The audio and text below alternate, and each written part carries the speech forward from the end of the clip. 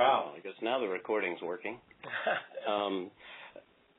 One of the unique aspects of what we do here at our firm, we work with not only new businesses but existing businesses. And it doesn't seem to matter the extent of your business experience. Most clients don't have some of the things we're going to talk about today.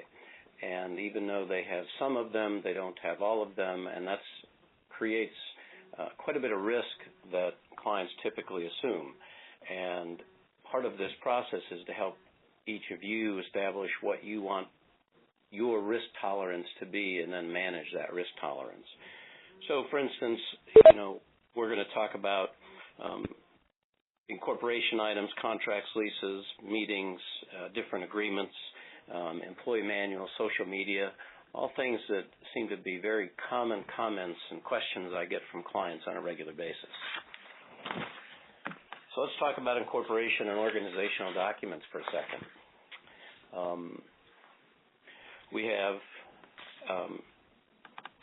We encourage clients to create a corporate record book. And most clients, unless we've set them up, typically don't have a corporate record book. The biggest reason is they've usually gone to the Secretary of State's office, downloaded the articles of incorporation and filed those with the Secretary of State, filled in a few blanks, and figured they're good to go and they're done. But as you can see, there's a few other documents that should be in there. So the question and part of the checkup is, do you have a corporate record book? Secondly, do you know where it is? I have clients on a regular basis buying and selling businesses, and they might buy a business and no one has any idea where the corporate record book is. And if it doesn't have some of those critical documents, how do you even know you've bought the right stuff? So it's very important to have this corporate record book. It's not a book that should sit on the shelf and collect dust, because as you can see, it needs to have a few things. Again, whether you're a S corporation, a C corporation, or an LLC, you're going to have either articles of incorporation or articles of organization. That's the only document that gets filed with any governmental agency, and that's what creates you when you file it with the Secretary of State's office. If you can't find yours, and the Secretary of State has put most of them on their website, they're still trying to get after all the old stuff, but you can always download a copy on the Secretary of State's website. So that's the first thing, and that's what gets you incorporated. That's what creates your limited liability shield, whether you're an S Corp, a C Corp, or an LLC. They all have a limited liability shield. However, if that's the only document you have in your corporate record book and you don't have all the others, I can assure you that even though we don't do litigation at this firm, a good plaintiff's lawyer is going to bring that to the forefront in the event you get sued for something, and will use the lack of all these other documents to convince the judge that they should be able to pierce the corporate veil and get at the personal assets of the owners of the business. That's a pretty significant risk. And if all you have to do is have a few other documents, then that's fairly easy to solve. The biggest question I get from clients is, well, I didn't see that on the Secretary of State's website, or I didn't see that in LegalZoom, or before LegalZoom was Staples and OfficeMax, everybody had separate packages for corporate documents. The reason you don't see them from the Secretary of State's website and most of the others is because those documents really involve operational issues and effectively involve the practice of law. So unless you know that they should be there, you're not even going to know to ask for them. And even though our Secretary of State is a lawyer, Elaine Marshall is not interested in practicing law through the Secretary of State's office. So the bylaws or your operating agreement, the operating agreement is used for LLCs. The bylaws are used for C corporations and S corporations. Are your operational documents internal to the corporation? Again, it doesn't get filed by anybody. It is a set of documents that governs your operations. For instance, if you have shareholders and directors because you're an S corporation or a C corporation, it identifies when you're going to have annual meetings. It identifies how you're going to have special meetings. It identifies who your officers are, what their responsibilities are. Can you do activities can any of your shareholders or directors have relationships with the corporation? So, for instance, if one of the owners of the business has a cleaning company, can that cleaning company come in and provide services to the company?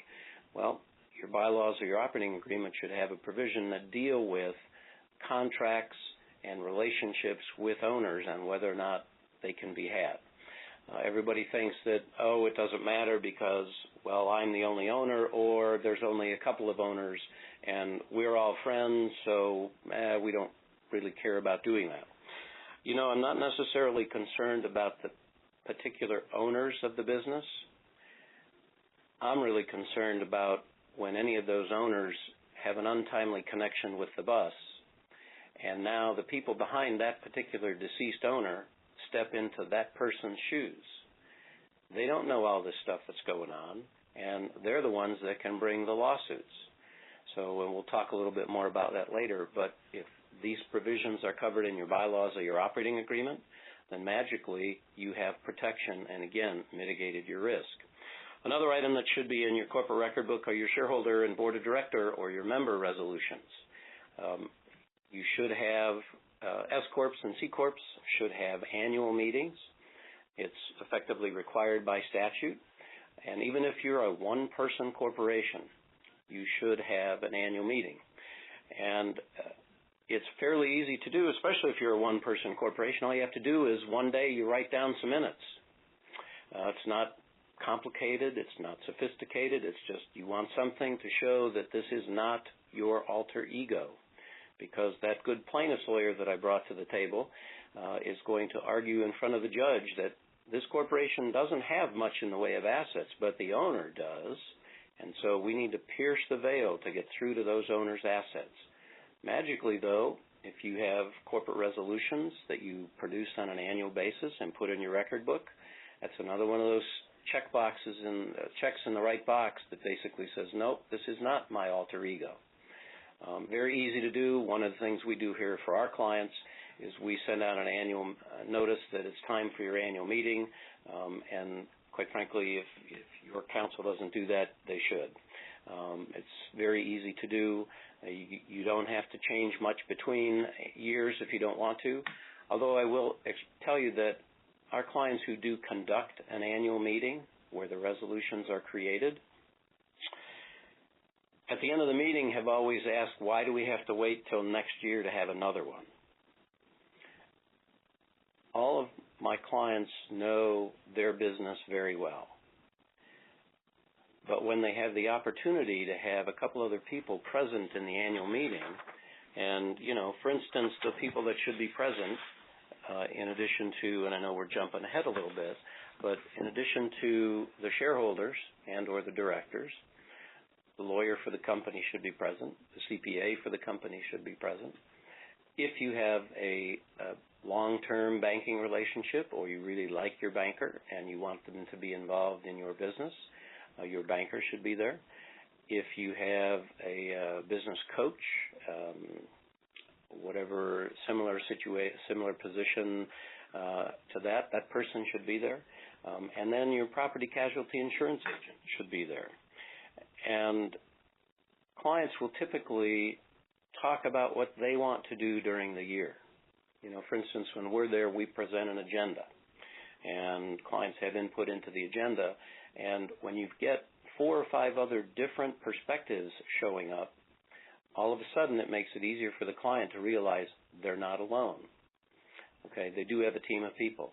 Magically, at the end of the meeting, you've got your resolutions already created. So there are some benefits to having that annual meeting. If you don't want to have one, you don't have to. Just make sure you have resolutions that show that you did something annually in your corporate record book. Stock certificates.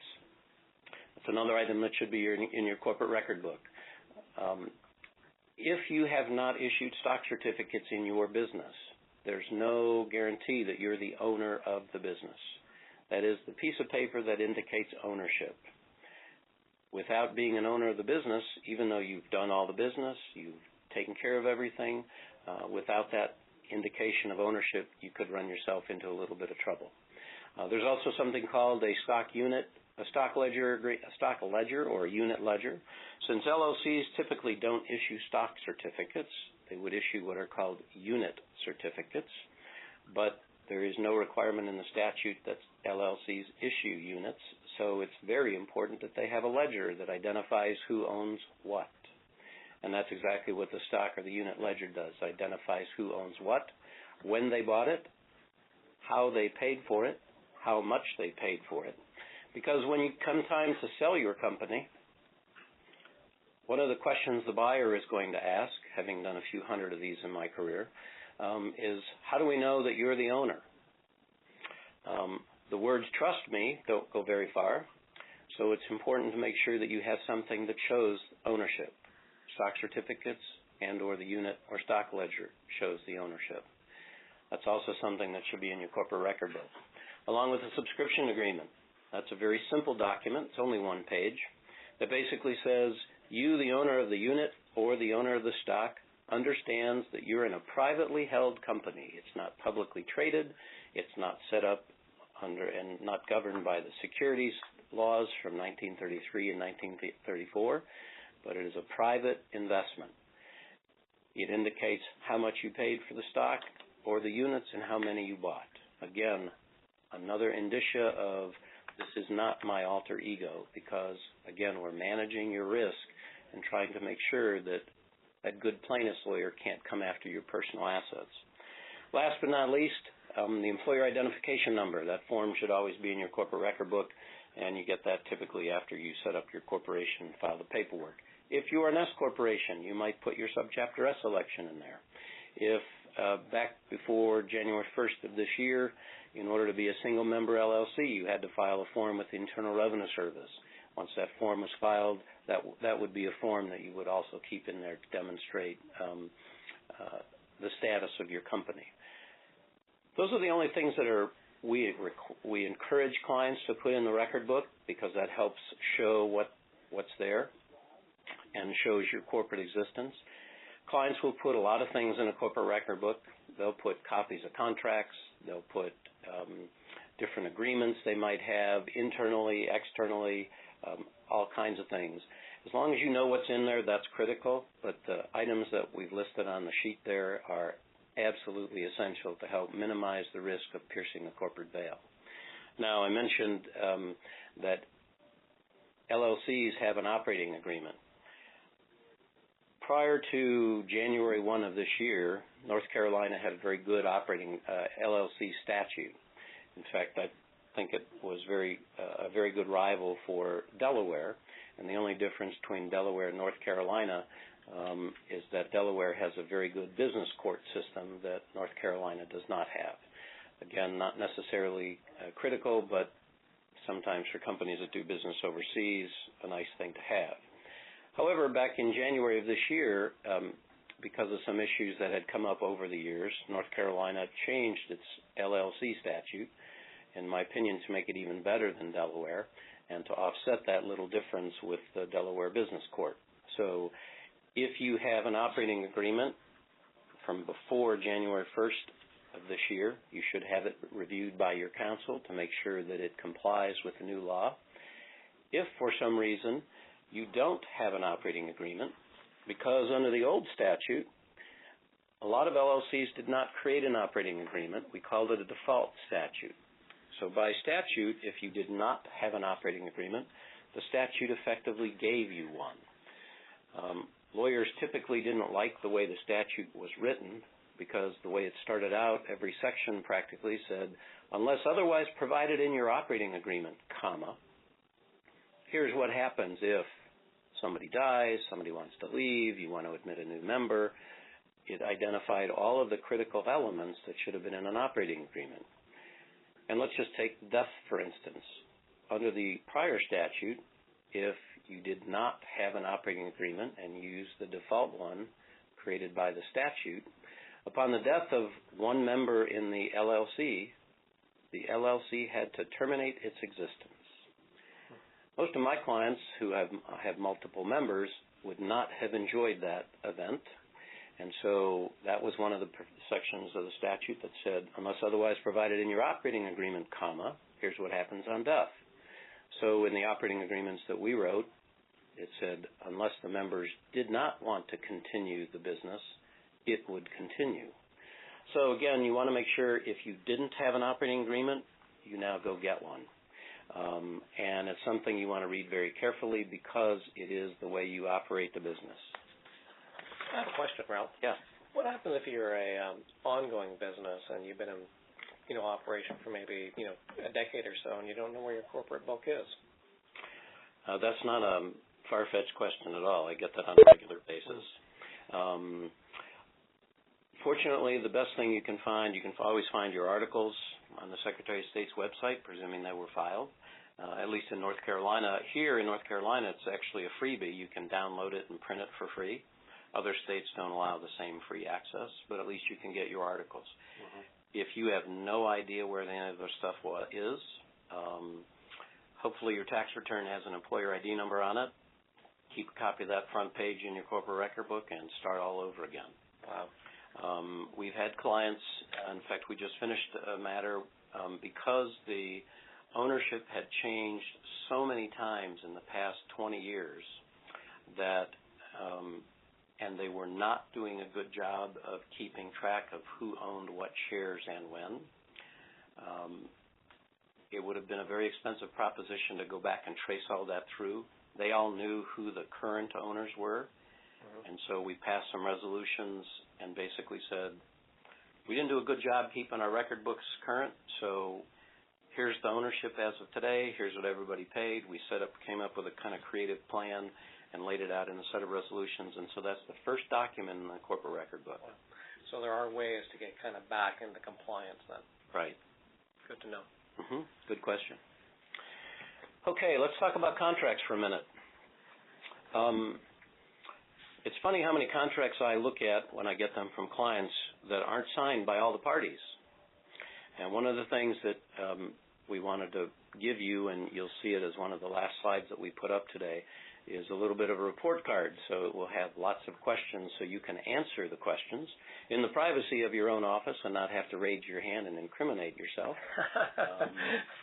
Because it's being the lawyer of the group, I hate when clients will ask the question, well, in our situation, I always try to stop people the moment they say that because you've just violated the attorney-client privilege and made everything you say after that public knowledge. So I can't protect it. So it's easy to say, I'm aware of somebody who. But now on the webinar, you can do it in the privacy of your own office. But make sure all your contracts are signed. If they're not signed, that creates some real issues. The other big surprise, not to me anymore, having done this for 30 years, is the parties who sign the documents might not be the same parties who are listed in the contract, which is also kind of a big surprise when I get to review a contract for a client, especially when the names are different. And it could have been a subsidiary, it could have been a former company, it could have been a company that we didn't create, could be all kinds of things. But if you don't have the right parties to the contract, you have some other potential claims. For example, if there's a problem and you have to sue the other side, who are you going to sue? If that's a non-existent company, you might have a little bit of a problem, especially if they don't pay you. Now there's all kinds of things called pattern and practice and other things that litigation lawyers like to use to support and cover any issues with contracts, but I am amazed at how many contracts aren't signed and don't have the right parties' names. And I'm sorry, I have another question. What if somebody that you're executing a contract with, working for another employer firm, you think has the authority to sign that contract but doesn't? Is there something that protects us as the person that's entering into it? There is something called a parent authority. So if you are an officer of the company, you typically have a parent authority to sign a contract.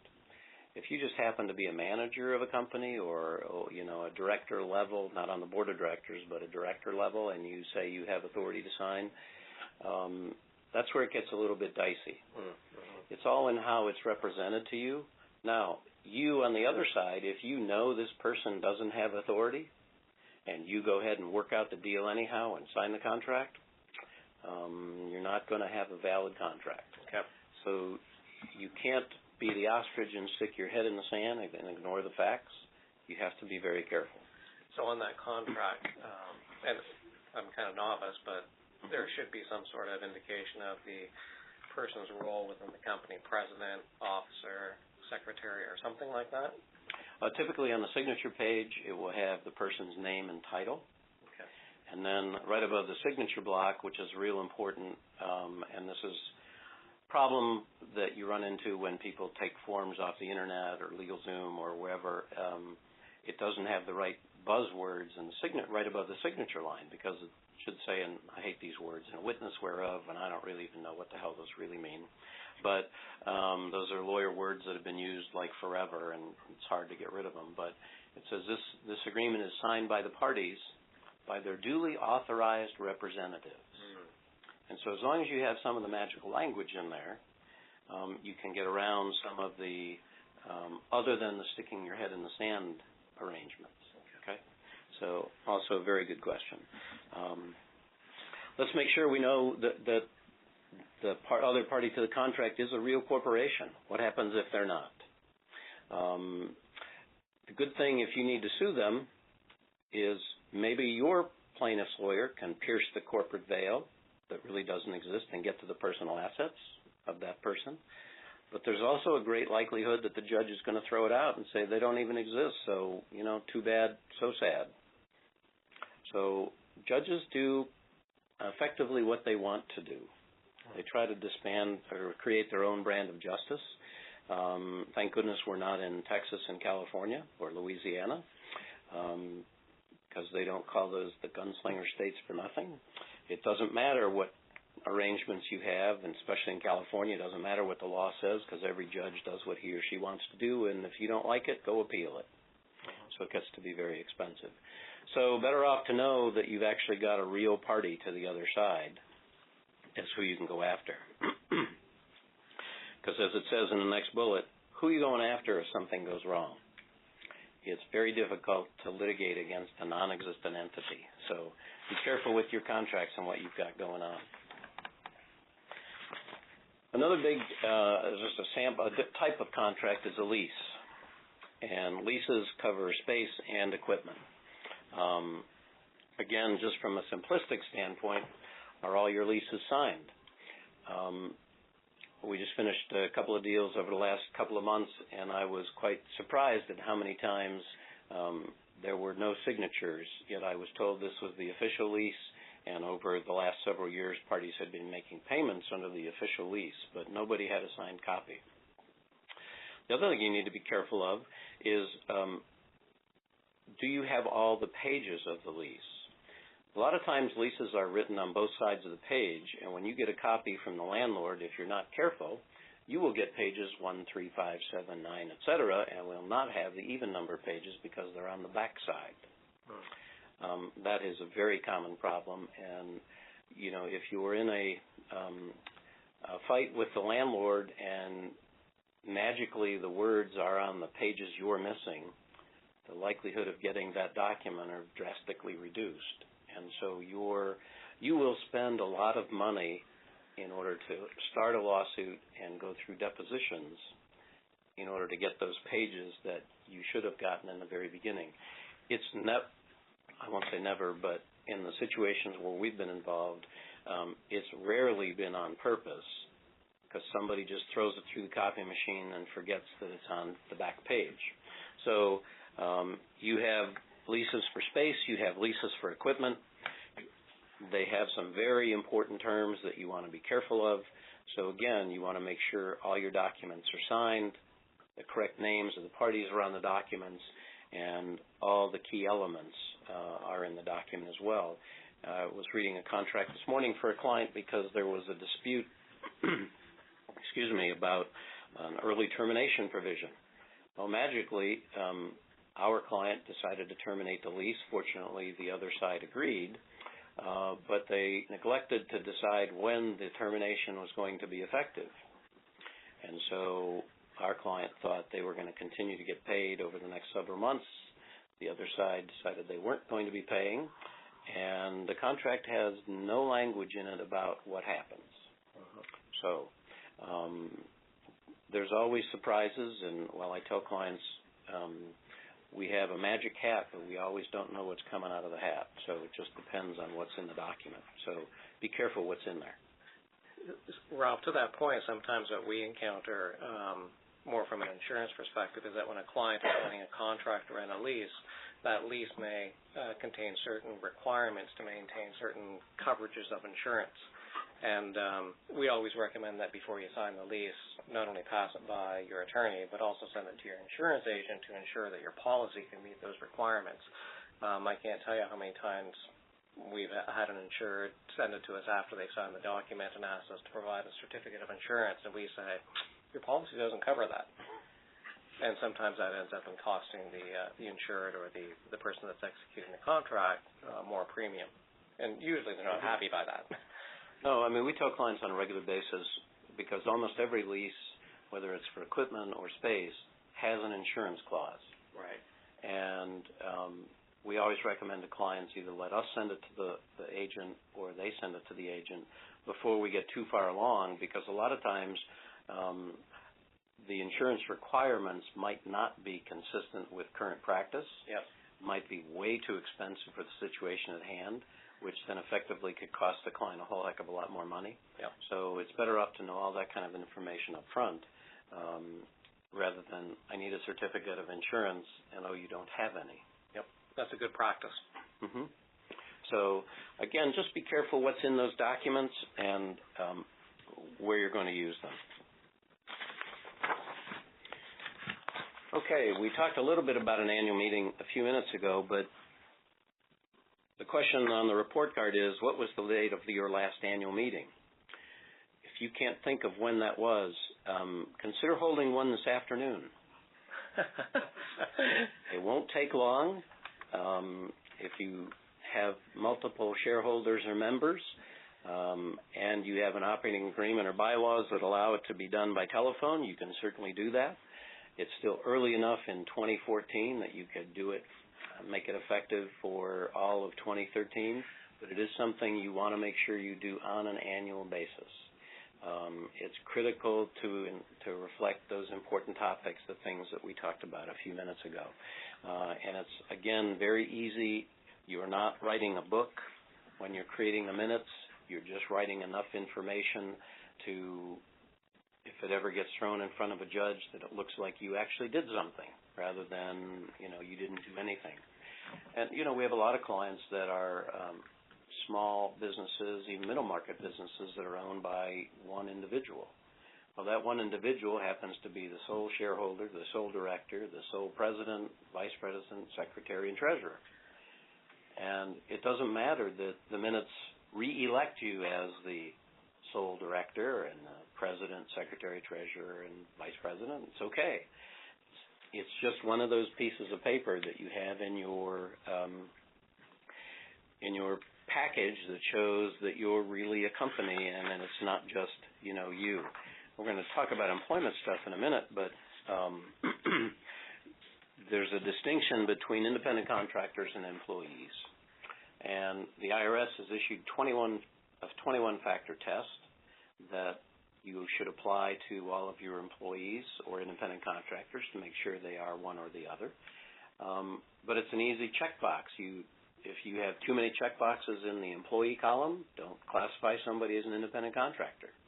And they're fairly clear-cut. The IRS has lost several cases over the years that, within the last, 15 or 20 years, they've had this checklist. Really hasn't changed too much, but when you have those checklists and you check the right boxes, then you know what you're dealing with. Unfortunately, the Department of Labor in North Carolina and the Federal Department of Labor also have their own checklists as to whether there's an employment or an independent contractor relationship. The North Carolina Department of Labor has a 7-factor test, and the Federal Department of Labor has a 6-factor test, and they're not the same, which is pretty bizarre since it's all the federal government other than the state. Is that one of those, in bullet number 2, is that one of the topics that you might see in the corporate annual meeting as discussed, or is that just more of a good practice? It's a good practice to have if you have, and I have clients that have a lot of employees and a lot of independent contractors. And so one of the items that we post in the annual minutes is we put in there that we have a regular evaluation to see if circumstances have changed, if we've classified everybody the right way, because employers run substantial risks if they misclassify employees.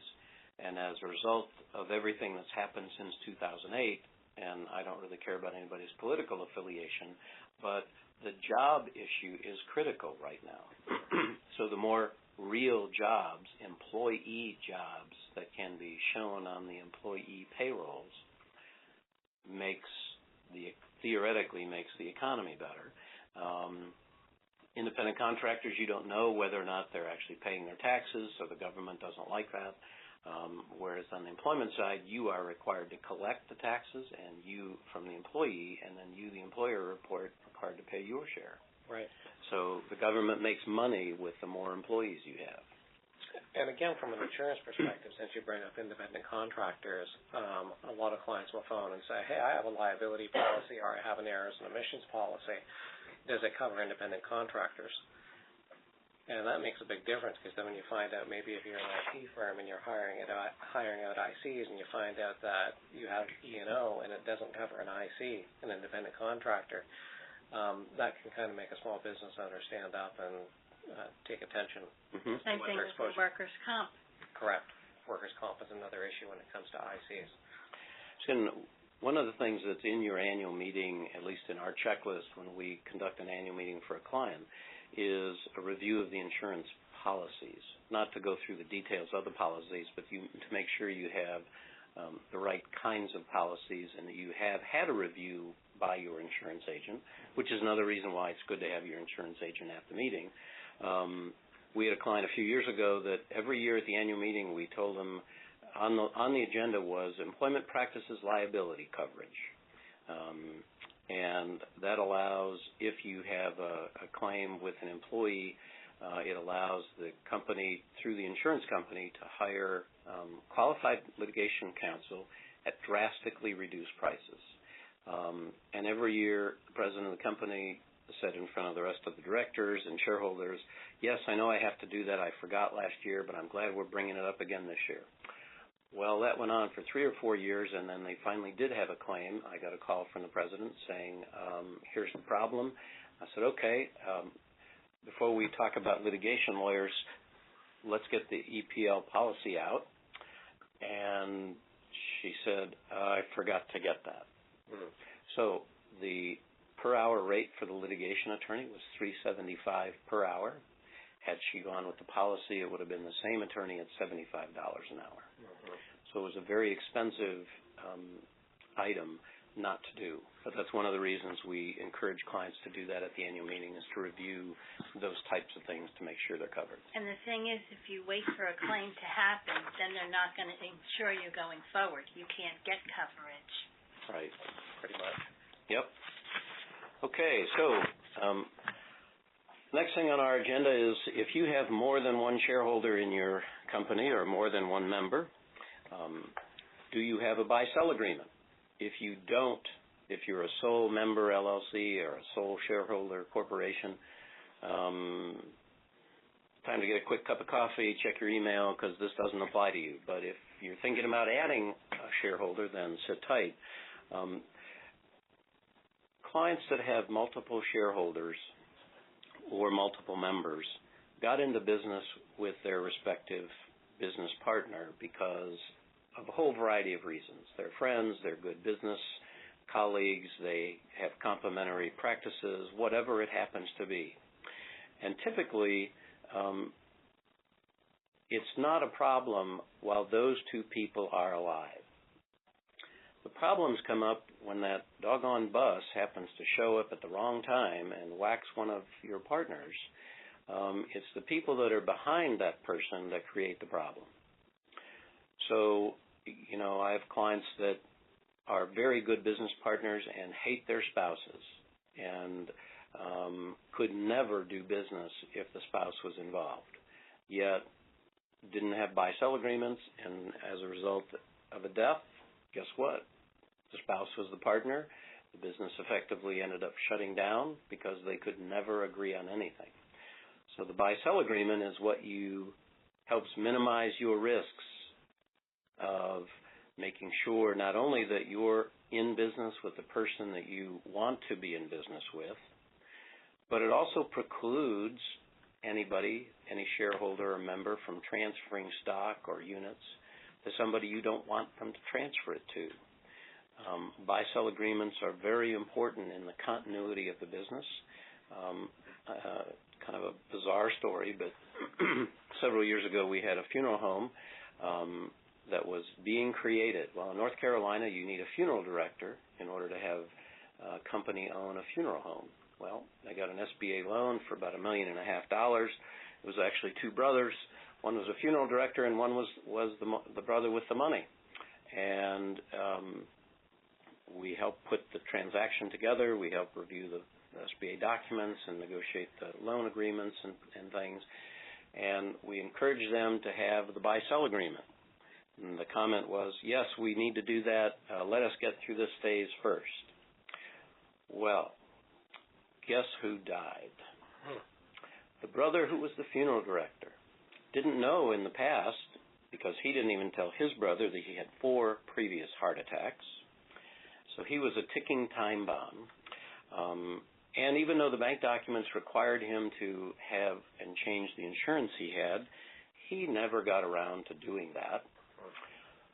So the surviving son went to his father because the deceased son's will left everything to Dad. And Dad said, sure, this was yours and your brother's dream. I don't want the stock. I'll make sure that I change my will to have it all go to you. Well, there happens to be a stepsister in this equation, and she didn't like surviving brother. And to make matters more interesting, stepsister's daughter was a lawyer who helped Grandpa write his new will and helped convince Grandpa that he should not leave everything to surviving brother, but should leave it to her mother, the stepsister. Well, that was a surprise, too, because father and / Grandpa died about 2 weeks later. And stepsister came to our surviving brother client and said, I want $750,000 because that's what this business is worth. Now, mind you, the funeral home is still coming out of the ground. It has not opened its doors for business.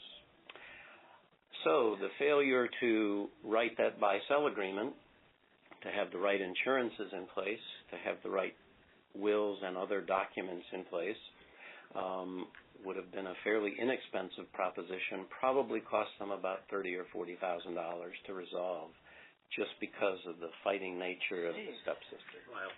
So, to me, it's a critical document, and if you have multiple owners, please make sure you have one. I can't make up stories like that. They only happen in real life. So, make sure it addresses and minimizes your risks. It's also not a document that you should leave sitting on the shelf. Typically, buy-sell agreements are funded by insurance, and typically term and or whole life insurance, but make sure you have a good insurance agent who can explain the differences. You want to understand what other items the insurance can cover, because it's not just necessarily to buy out in the event of death. You can use certain types of insurance policies to create, and everybody's heard the word golden handcuffs, golden parachute, provides other benefits to help keep people around. And last but not least on that topic, everybody seems to know an insurance agent. And I tell clients on a regular basis, you know whether or not you have the right insurance agent if you ask them, well, I'd like to use disability insurance also to fund this buyout. If your insurance agent says, oh, disability insurance is very expensive, you don't want to do that, run. Because while disability insurance is much more expensive than life insurance, there is a specialized disability insurance buyout insurance policy that covers only buyouts and disability arrangements for buy-sell agreements. It is more expensive than life insurance. It is not nearly as expensive as regular disability insurance. So the key is also make sure you have the right participants helping you address these issues. It is something that you should review annually, which is another item that's on our annual meeting checklist. You should reestablish the value of your business every year for the buy-sell agreement. That buy-sell agreement, if it has to be brought in because somebody dies, will be very useful in helping establish value for estate purposes. Now, granted, with the exemption amount being $5 million per individual, most businesses and most clients are not going to be in that range. They'll be less than $5 million. Okay. However, I've several clients that are in excess of that, and we have to set the value every year because you also want to make sure the value is fair, because if it's not, the IRS will not accept it in connection with the administration of the estate. And if it's also not fair, you're not going to be able to buy the correct amount of insurance to help you fund the buy-sell agreement, which, quickly speaking on that, since we don't sell the insurance, we just want people to get the right kind. You always want to buy more than the business is worth. So if your business, you decide today, is worth $2.5 million and you can get a $4 million policy, get it. Because your goal, and I've not met any client yet whose goal wasn't to increase the size and value of their business. And since you don't know what your insurability risks will be next year or even tomorrow, the more you can get today, the better off you are. Because, for instance, if you have an insurance policy and the value is, let's just say each shareholder's value is $1.5 million, you have two shareholders, and you have a $4 million policy, when somebody dies, that does not allow the survivor to then not have to go find either another partner or a person to replace the deceased. Uh-huh. Both of the deceased typically had full-time jobs at the company, and one person can no longer take both jobs. They can only do theirs. So if you have an extra $2.5 million sitting in your kitty, not only can you use that to offset the ramp-up time when you have to go find somebody else to help offset the cash flow problems that you might have, but it also gives you money to go steal somebody else. Brian, if I walked to you and said, in my business I needed you to come tomorrow because, my partner just died and I've always had my eye on you, and you said, really I've got to give a 4-week notice under my current employment arrangement. If I came to you and offered you $100,000 and then went to your company and said, I'm going to give you $100,000 too to let him out of the contract, I think both sides are going to say, yep, no problem. Mm. And that's not coming out of cash flow. It's coming out of some of that extra insurance money that I paid for up front. So, there's more to this whole policy and process of buy-sell agreements and insurance than meets the eye. So, but again, not something that you want to just let sit there. Okay, I'm going to make sure that if you have employees, and most companies have employees, they generally don't have employment contracts or employment agreements. We'll talk about employee manuals in a minute, but if you have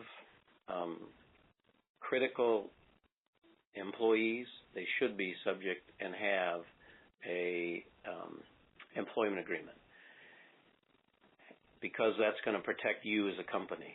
And some of the most important elements to include, employees always want to know how much I'm going to get paid, how much vacation I'm going to get, what are my benefits, all those things. And yes, while those are very important for the employee and, quite frankly, for an employer so they know what they're doing, the employer is more concerned about the 4 bullets on the screen.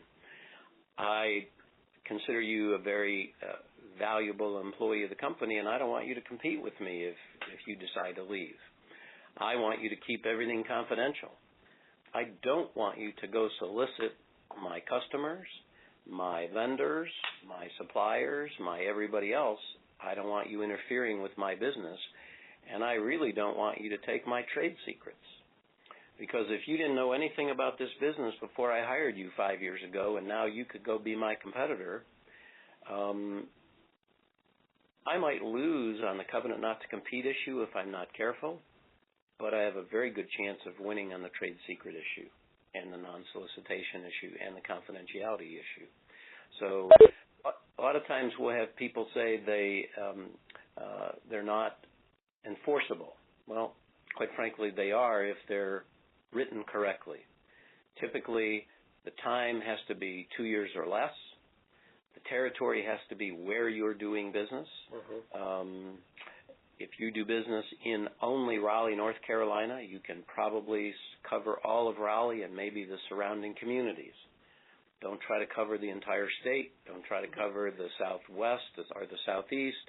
Don't try to cover someplace you're not.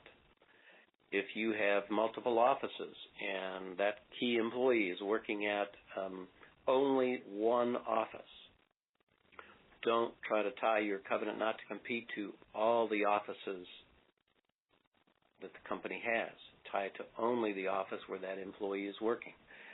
Courts want to strike down covenants not to compete in the state of North Carolina. They think they violate public policy. However, if they're properly written and they have the right restrictions, they have been enforceable and they allow you to protect your business. It's the most recent cases that I've been watching have been on trade secrets and trade secrets and confidentiality. So even though the non-compete was held to be unenforceable, the court, because trade secrets and confidentiality don't have to have the same restrictions, precluded the employee from using those trade secrets and competing with his former employer. So, know when to get your employment contracts in place, know what to have, know what's cooking in there, but make sure that if you need them, you have them. And, oh, by the way, just like it says on the employee manual, do you abide by it or just have it? Clients can find employee manuals just like they can find employment agreements, LegalZoom, online, all kinds of stuff. And, everybody can read because it's all written in English. But if you don't know what the legal language says, it makes it very difficult and you could get yourself in trouble. A lot of times in employment agreements and employee manuals, clients just pilfered something off the Internet, have no idea what it really says because they really haven't tried to read it, nor do they comply with it. For instance, the employee manual might say, the one that you happen to copy says you get 14 paid holidays. I can only count 7 or 8. But if somebody leaves and sues you because you didn't give them 14 paid holidays, you are in trouble. So it's always important to read what those things say. When is the last time you had it reviewed? So you need to abide by it. You need to review it on a regular basis. It's not something that you want to just put on the shelf and collect dust. It's one of the items that we have on our annual meeting checklist. Has anything changed? Are there new rules that you need to make sure are covered in your employee manual? If it's a couple of years old, if your manual is older than when social media came into existence, and there are a ton of them out there that have just collected dust. Typically the sexual harassment, that kind of stuff is already covered. Social media is not. Nursing mothers. Yep. There's plenty of critical elements that need to be in that manual that, unless it's on your annual meeting checklist, doesn't get looked at. Until there's a problem. And when the moment the problem hits, guess what? It's too late because you are stuck by what's in that manual.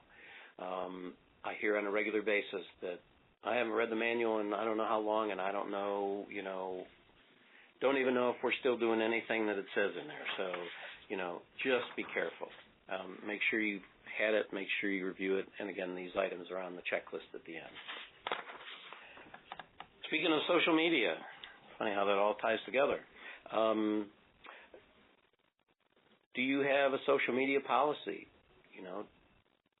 Is the company using social media? Are your employees using social media?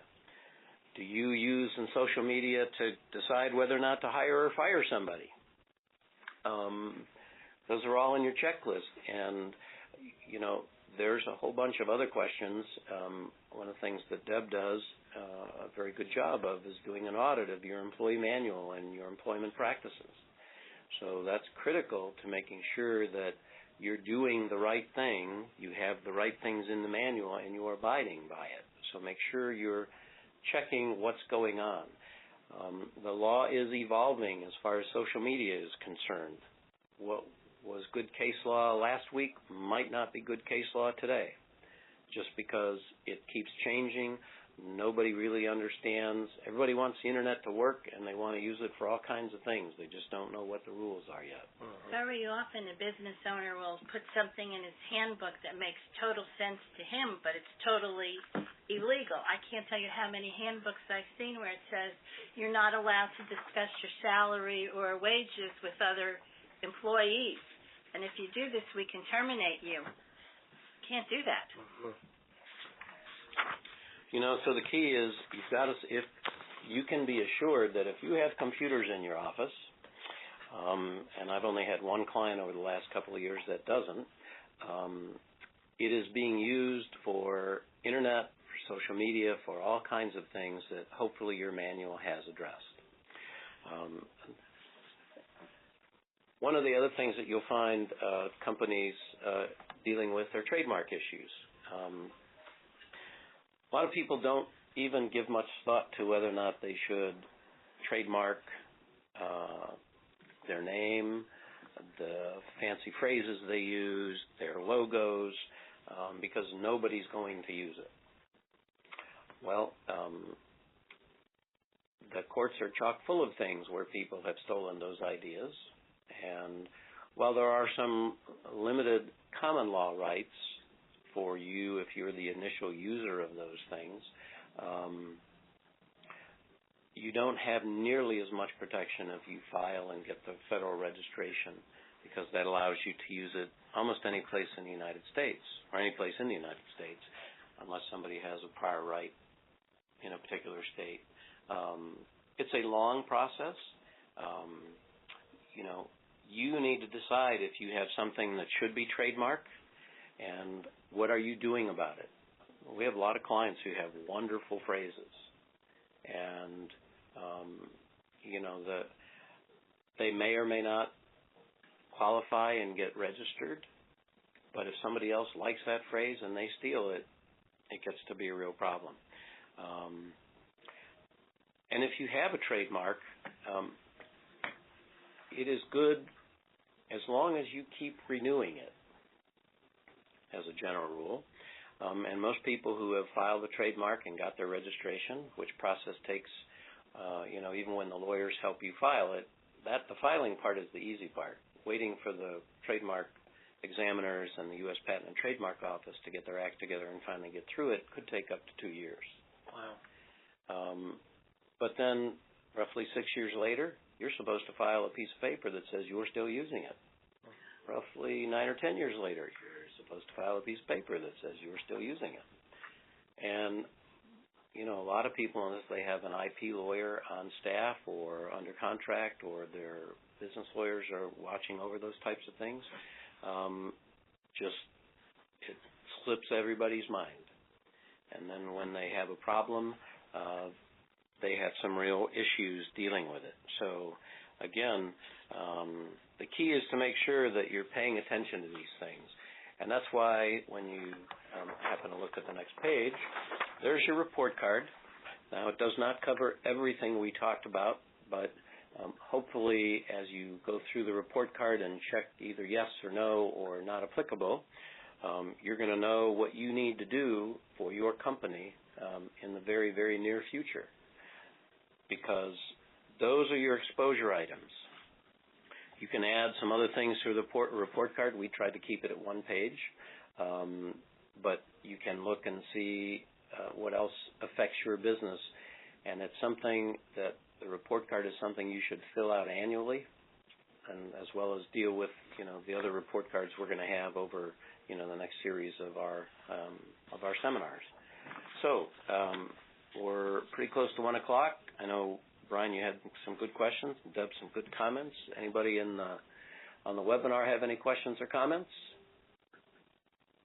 Will we be able to get copies of this particular webinar, the notes? Yeah, the hope is it's going to be set up on each of our websites, and we'll be happy to, I think we can email it or email the presentation around, just not the the audio. So we'll try to get that done today or tomorrow. Will that work? Yes. Perfect. Good question. Any others? If not, I hope you found it exciting and informative, and hopefully you didn't have too many no boxes to check, so that you have a long to-do list. Well, thank you, folks. Our next topic is hiring and recruiting, and that we're going to be holding a webinar on May 15th in which Deb King is going to be hosting. It seems to be the next natural transition for any business that in their evolution as they start looking at putting all their documents in place, then when they start having employees, what are the things they need to do to get a good employee in their business as well. So as Ralph said, you should receive an email from us shortly with the presentation, and we are working on getting the audio clip as well, so that if you want to re-listen to some of the other comments that Ralph made and build out the checklist or maybe customize it for yourself, you can add in some of the points in much more detail that Ralph brought in. Thank you for joining us today. We look forward to talking to you or speaking with you again on May 15th. Thank you. Bye-bye. Thank you, guys.